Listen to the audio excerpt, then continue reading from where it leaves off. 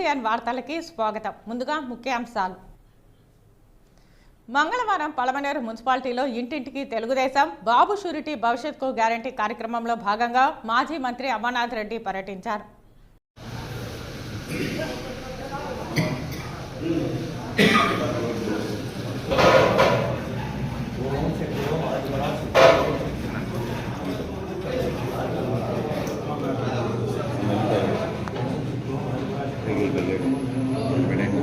ఈ సందర్భంగా పట్టణంలోని ఓం శక్తి గుడి ఏరియా, కాకతోపు, అయ్యకన్న వీధి, సరస్వతి నగర్, కిట్టన్న మిషన్ వీధి, Gandhinagar, Jilani circle, MNS colony, LB Nagar ప్రాంతాలలో ఆయన పర్యటన సాగింది.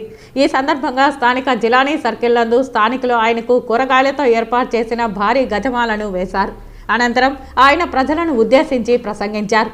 ముస్లిం మైనారిటీలతో పాటు అన్ని వర్గాలను వైకాపా ప్రభుత్వం వంచన చేసిందని ఆయన విమర్శించారు.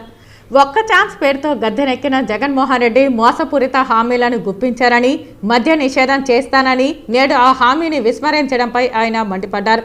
ఇక కుప్పంలో హంద్రీ నివాస్ సుజల స్రవంతికి సంబంధించి జగన్ చేసినవన్నీ అబద్ధపు మాటలేనని, 4.5 ఏళ్ల తర్వాత కుప్పంలో ఎన్నికల స్టంట్లో భాగంగానే జగన్ పర్యటన సాగిందని ఆయన పేర్కొన్నారు.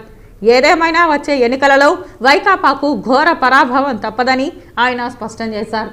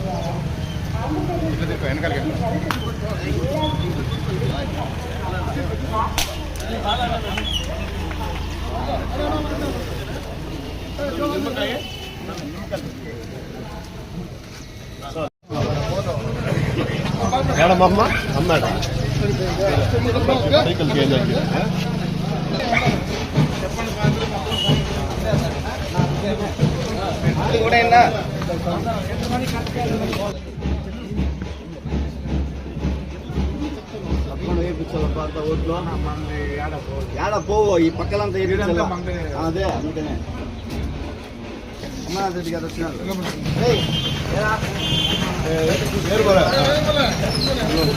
సైకిల్ గుర్తుకే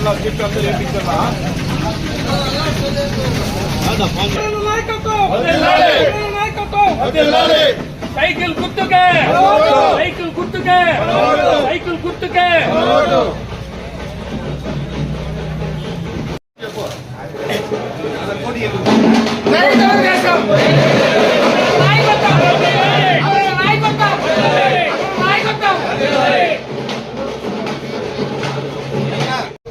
ఎలా చేస్తాముండో ఈ మనోళ్ళ డాక్టర్ కదా.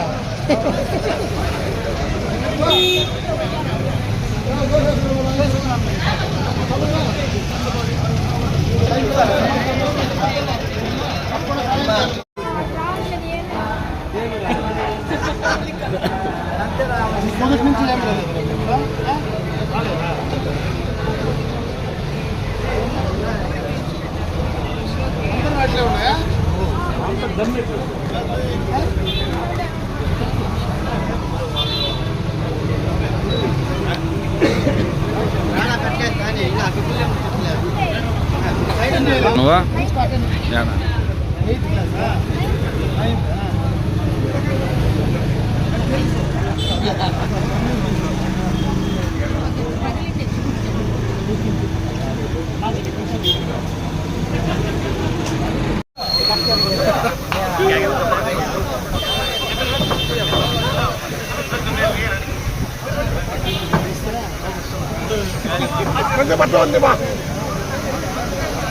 ఇంటింటికి తెలుగుదేశంలో కార్యక్రమంలో భాగంగా ఈరోజు మన అమరణ గారు ఈ యొక్క కార్యక్రమంలో పాల్గొనడం జరిగింది.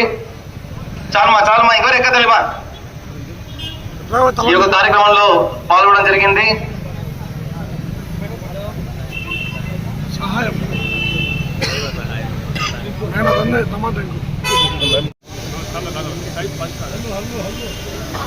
పట్టుకోవడం అయింది కాలేజీ ఆ జమిలి పైన పట్టుకో కాలేజీ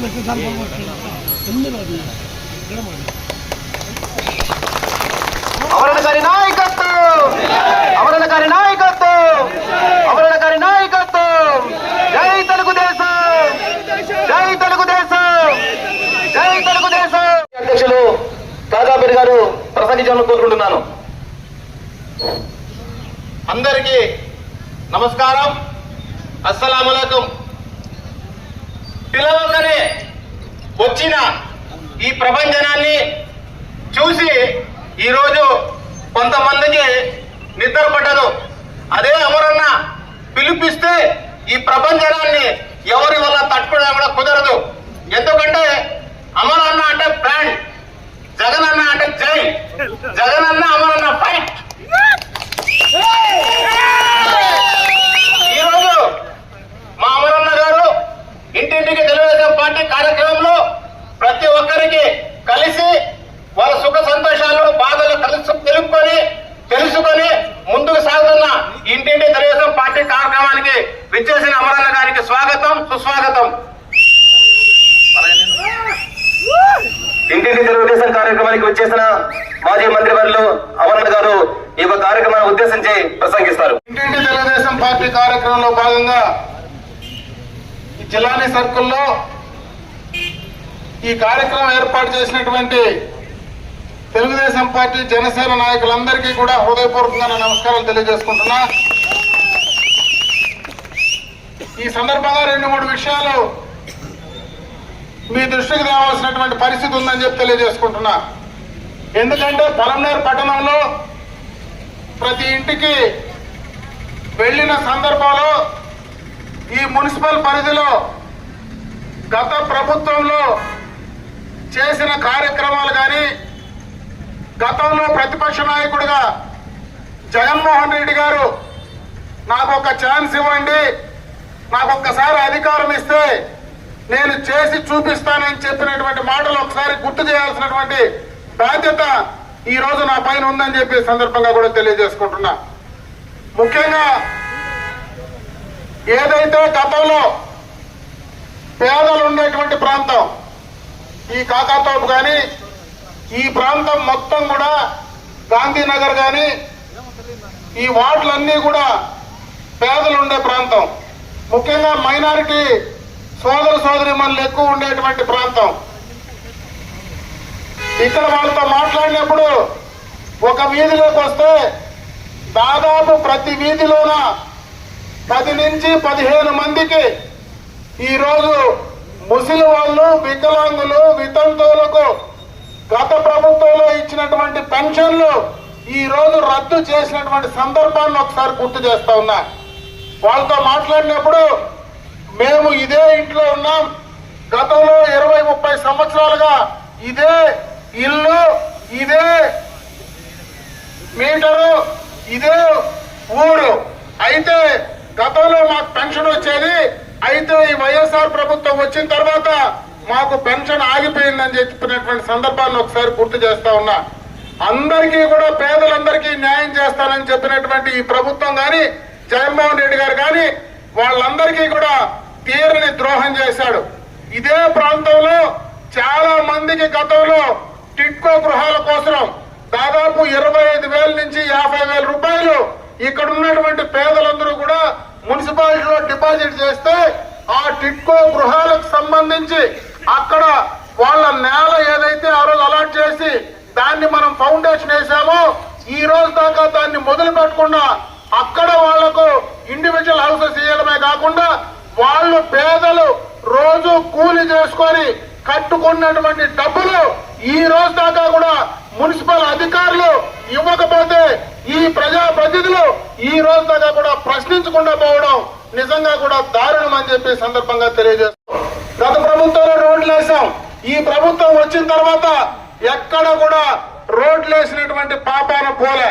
ఈ రోజు ఏదైతే గత ప్రభుత్వంలో శాంక్షన్ చేసి నేరుగా అక్కడి నుంచి కూడా ఈ రోజు మనం నిలబడుకునే రోడ్డు కూడా ఈ ప్రభుత్వంలో వేసిన ఉండేటువంటి రోడ్డును గుంతలు పూడ్చే కార్యక్రమం కానీ కొత్తగా రోడ్లు వేసేటువంటి కార్యక్రమం లేదు.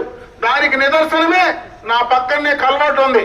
ఇది ఎప్పటి నుంచినో ఈ కల్వర్ట్ చూస్తే వాళ్ళు ఏ రకంగా దీన్ని చేశారు, ఈ ప్రభుత్వం అధికారంలో చేశారనేది క్లియర్ కట్ గా అర్థమవుతుందని చెప్పి సందర్భంగా కూడా గుర్తు చేస్తా ఉన్నా. ముఖ్యంగా మైనారిటీస్ ఉండే ప్రాంతం, ఇక్కడ మీకు అందరికీ కూడా ఒక కమ్యూనిటీ హాల్ గత ప్రభుత్వంలో శాంక్షన్ చేసి ఈద్గాలో తీసుకురావడం జరిగింది. ఆ ఈద్గాలో శాంక్షన్ చేసినటువంటి కమ్యూనిటీ హాల్ ఈ రోజు దాకా 4.25 సంవత్సరం ఈ ప్రభుత్వం అధికారంలోకి వచ్చింది. ఈ రోజు దాకా కూడా ఫౌండేషన్ ప్రభుత్వంలో ఏం చేశామో అక్కడికే ఆగిపోయింది. గతంలో ఎస్సీల కోసం కమ్యూనిటీ హాల్ తీసుకొచ్చాం, బీసీలకు ల్యాండ్ అలాట్ చేసి అక్కడ కూడా ఒక కమ్యూనిటీ హాల్ కోసం 50 లక్షల రూపాయలు శాంక్షన్ చేస్తే ఈ రోజు దాకా కూడా దాన్ని పట్టించుకునేటువంటి పాపాన పోల. అదే విధంగా ఈ పట్టణంలో ఎప్పటి నుంచినో ఒక టౌన్ హాల్ కావాలంటే ఆ టౌన్ హాల్ కోసం ల్యాండ్ ఫారెస్ట్ ఈ ఫిషరీస్ డిపార్ట్మెంట్ నుంచి క్లియరెన్స్ తీసుకొచ్చి దాదాపు 1,72 లక్షల రూపాయలతో శాంక్షన్ చేసి జీవో కూడా ఈ రోజు దాకా కూడా ఫోర్స్ లో ఉంటే దాన్ని కట్టడానికి కూడా వీళ్ళు ఆలోచించేటువంటి పరిస్థితి లేదు. వీళ్ళు చేసే కార్యక్రమం ఒకటే. ఈ రోజు ఈ పట్టణంలో పూర్తిగా కూడా కరెంటు ఛార్జీలు 9 దఫాలు పెంచారు. కనీసం ఇక్కడ చికెన్ అంగిళ్ళు మటన్ అంగిళ్ళు ఉన్నాయి, వాళ్ళకు సంబంధించి ఒక చిన్న షాప్ కు చెత్త పన్ను కింద 1000 రూపాయలు వేస్తా ఉంటే ఏ రకంగా వీళ్ళు ఈ ప్రభుత్వ పాలన చేస్తా ఉందో ఒకసారి అర్థం చేసుకోమంటా ఉన్నా. గతంలో జగన్మోహన్ రెడ్డి గారు చెప్పారు, నేను అధికారంలోకి వస్తే పూర్తిగా మద్య నిషేధం చేస్తానని. మద్య నిషేధం సంగతి దేవుడు కానీ ఈ రోజు పూర్తిగా కూడా బిల్లులు లేకుండా క్యాష్ తో మరి ఆ మద్యాన్ని ఆ జే బ్రాండ్లు ఆ ఇల్లిస్టేట్ లిక్కర్లు అమ్మి పేద ప్రజల యొక్క ఆరోగ్యాల్ని నాశనం చేసేటువంటి పరిస్థితి ఈ రోజు ఈ ప్రభుత్వంలో జగన్మోహన్ రెడ్డి గారి పాలనలో జరుగుతా ఉంది. అన్ని రకాలుగా కూడా ఈ ప్రభుత్వం చేస్తా ఉంది. ఎవరైనా మాట్లాడి ప్రశ్నిస్తే వాళ్ళ పైన కేసులు పెడతారు.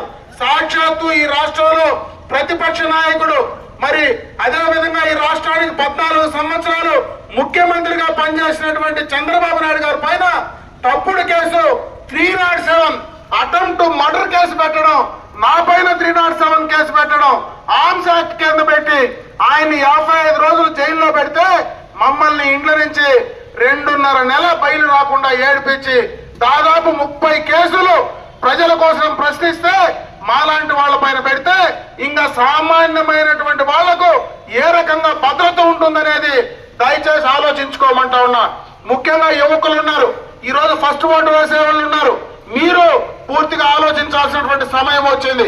ఇదే పట్టణంలో ఈ ప్రభుత్వం అధికారంలోకి వచ్చిన తర్వాత కనీసం ఒక పెట్టుబడైనా తీసుకొచ్చారని అడుగుతా ఉన్నా.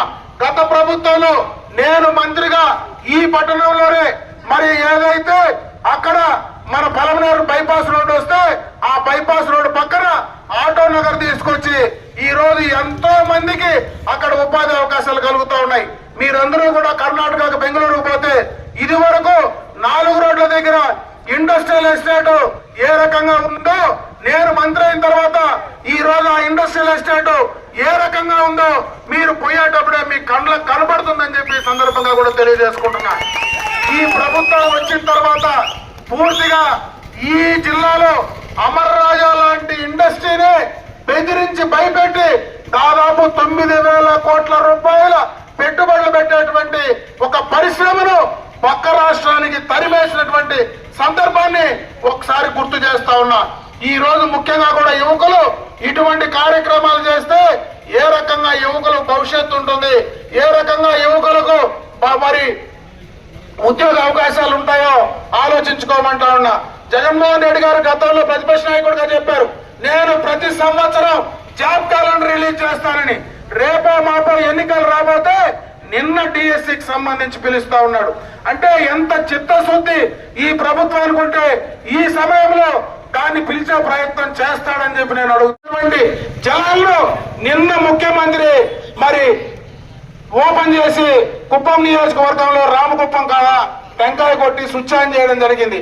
నేను అడుగుతా ఉన్నా ఈ ప్రభుత్వాన్ని, ఈ పాలకులను, ముఖ్యమంత్రి గారిని, అయ్యా గత ప్రభుత్వంలోనే మేము నీళ్లు మరి దాదాపు వీకోట దాకా తీసుకొచ్చి మంత్రిగా నేను టెంకాయ కొట్టి నీళ్లు తీసుకొస్తే దాదాపు 472 కిలోమీటర్లు నీళ్లు గత ప్రభుత్వంలో తీసుకొస్తే 30 కిలోమీటర్లు నీళ్లు తీసుకురావడానికి నీకు 4.25 సంవత్సరం పట్టిందయా జగన్మోహన్ రెడ్డిని అడుగుతా ఉన్నా. అది కూడా అక్కడక్కడ కట్ల కట్టి నీళ్లు రాకపోతే ఈయన వచ్చినప్పుడు ఆ కట్లు తెంచితే ఆ నీళ్లు పోయి గబాన్ కిందకు వస్తే నేను నీళ్లు ఇచ్చేశాను. మరి చంద్రబాబు నాయుడు 7 దఫాలు శాసనసభ్యుడిగా ఉండి కుప్పానికి ఏం చేయలేదని మాట్లాడితే ఇంతకంటే దౌర్భాగ్యమైన పరిస్థితి ఉందని అడుగుతా ఉన్నా. ముఖ్యంగా జగన్మోహన్ రెడ్డి ఒకటి ఆలోచించాలా, నువ్వు కుప్పంలో చంద్రబాబు నాయుడు గురించి మాట్లాడేది కాదు, ఈ రాష్ట్రానికి తలలేని మొండానికి 4.5 సంవత్సరాలు ముఖ్యమంత్రిగా సిద్ధపడాలని వద్దని అడుగుతా ఉన్నా. ఈ రోజు నీకు ఈ రాష్ట్రానికి కనీసం ఒక రాజధాని కూడా తెచ్చే యోగ్యత లేనటువంటి నువ్వు ఈ రాష్ట్రాన్ని ఏ రకంగా పాలిస్తావో జగన్మోహన్ రెడ్డి చెప్పమని నేను అడుగుతా ఉన్నా. 3 రాజధానులు అంటూ ఉన్నావు, నువ్వు ఎప్పుడు 3 రాజధానులు తెస్తావు అని అడుగుతా ఉన్నా. ఇదే నీళ్లు హంద్రీనీవా జలాలు ఇక్కడికి రావాలంటే అక్కడ పోలవరం కంప్లీట్ అయితేనే నువ్వు హంద్రీనీవా జలాలు తీసుకురాగలవు. కనీసం ఆ జ్ఞానము కూడా లేకుండా మిడిమిడి జ్ఞానంతో అక్కడ పోలవరాన్ని గాలి కొదిలి ఇక్కడ నేను కుప్పానికి నీళ్లు తీసుకొచ్చినానని మాట్లాడేటువంటి పరిస్థితి ఉంటే నిన్ను ఏ రకంగా ముఖ్యమంత్రిగా పెడితే ఈ రాష్ట్రం ఏ పరిస్థితులకు పోతుందో ఆలోచించుకోమని చెప్పి నేను ఈ సందర్భంగా అడుగుతా ఉన్నా. ముఖ్యంగా పట్టణాల్లో చాలా విఘ్నత కలిగినటువంటి ఓటర్లు ఎంతో మంది గత ప్రభుత్వంలో ఉద్యోగస్తులందరూ కూడా నాకు ఒక్క ఛాన్స్ అంటే జగన్మోహన్ రెడ్డిని చూద్దాం, రాజశేఖర రెడ్డి కొడుకు కదా మనకేమైనా చేస్తాడు అనుకున్నారు. ఈరోజు మైనారిటీ సోదరులు ఉన్నారు, ఎస్సీ సోదరులు ఒక్కసారి అడిగితే చూద్దాం వాళ్ళ తండ్రిలాగా చేస్తాడని అనుకున్నారు. ఈ రోజు నిజంగా కూడా మైనారిటీలకు ఉండేటువంటి అన్ని కూడా పూర్తిగా కత్తరిచ్చింది ఈ జగన్మోహన్ రెడ్డి అవునా కాదా అని అడుగుతా ఉన్నా. ఇదే నిదర్శనం. ఈ పట్టణంలోనే ఈ గత ప్రభుత్వంలో తీసుకొచ్చినటువంటి పెండింగ్ పడినటువంటి కమ్యూనిటీ హాలు నువ్వు ఎందుకు ఆపావో జగన్మోహన్ రెడ్డి చెప్పగలవా అని అడుగుతా ఉన్నా. వాళ్లకు